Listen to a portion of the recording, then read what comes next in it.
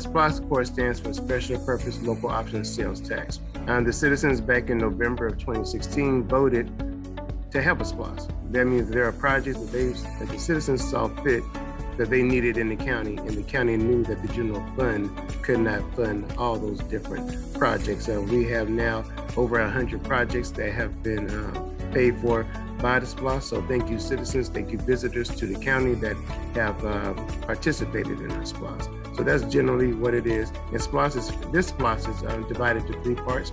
Parks and Rec has 17%, Fire EMS is 32%, and then Public Safety has the rest at 51%.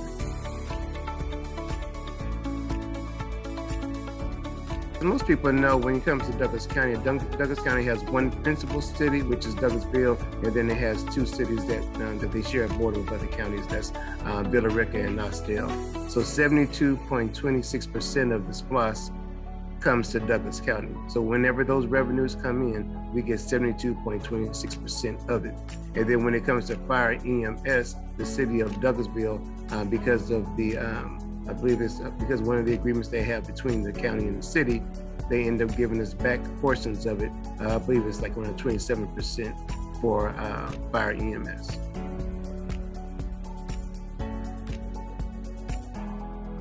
This moment, we're a little bit over $153 million. We really thought we were only going to get 147 throughout the entirety of the SPLOST. But with 7 months of collections left, we are over 153 million.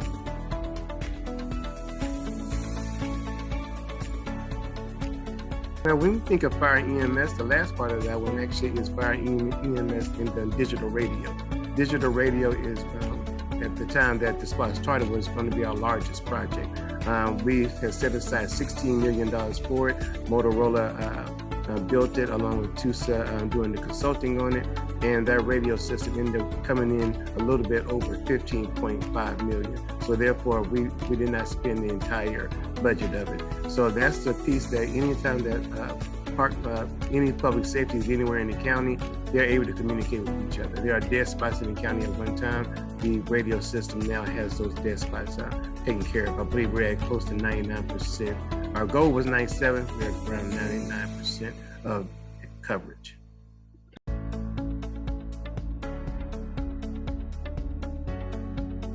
I believe there are 9 towers that were built out through the county. So if you go, WSA has a tower there. The city of Douglasville has a tower.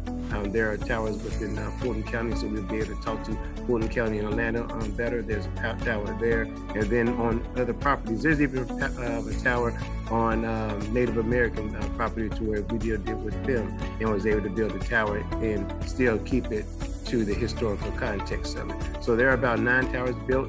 There's radio equipment such as the walkie-talkies, the way they're able to talk to each other, whether you're in the jail, in our jail, that people are able to talk to each other, making sure they can go downstairs. They're at the school, so New Manchester is way out. They're going towards Fulton County. They are able to actually get a system in there because there are dead spots there. So there are different things that we're able to put out. Like I said, we have the goes into the and now the apparatuses, so whenever they travel, there's a radio system inside of there, and then at fire headquarters and at 911 headquarters, because that's where it's housed at.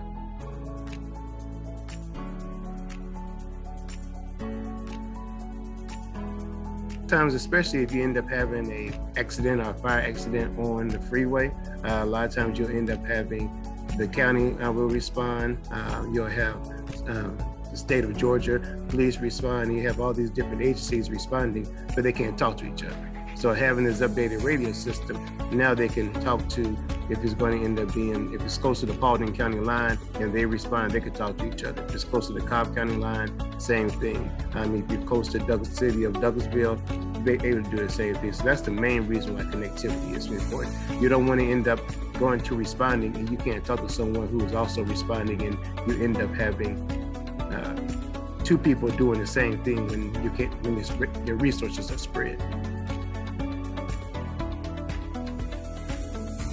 Whenever I believe there was a tornado that hit near Kings Highway, and it's good that you're able to have 2 different agencies responding. You have police responding for security in the area, fire EMS to respond to any citizens hurt or any property damage, you're able to have all those agencies being able to go to one frequency and they talk to each other and make sure that the building is safe for fire to go into, that is secure, making sure that there's no damaging that can go on, or there's citizens inside the home, so they'll know when to go inside the home and when not to.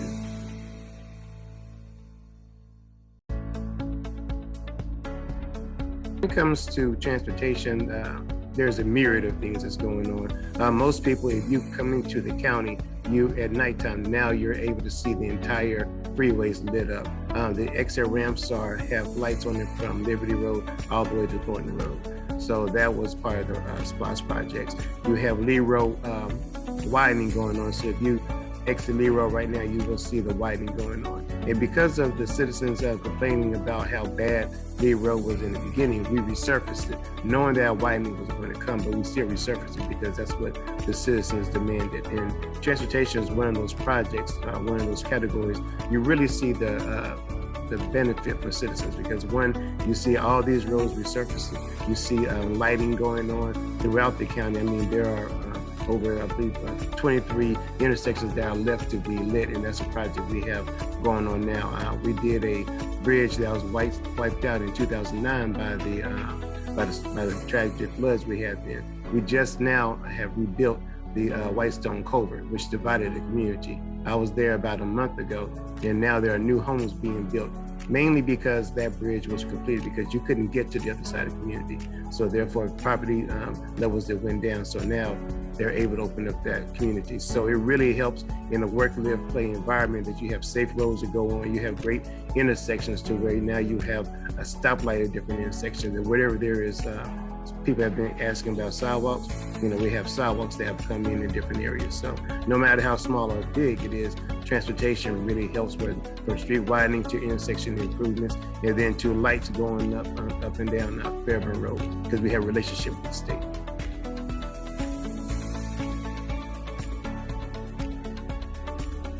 There are two-part messages that when you think of SPLOST, think about all those things that can't be funded by general fund. It's a tool that the federal government said that states and local municipalities can use to do those things as general fund. So you see a large need, then there's a resource out there that you can use. And then the final part of it is that everybody who buys something, they're the ones that actually go in the county. They're the ones who actually are paying for the SPLOST. It does not increase your property tax. It has nothing to do with the tax.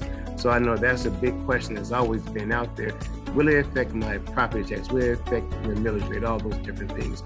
As a SPLOST piece, it's only there to be a resource to counties and municipalities. That's what the federal government created it.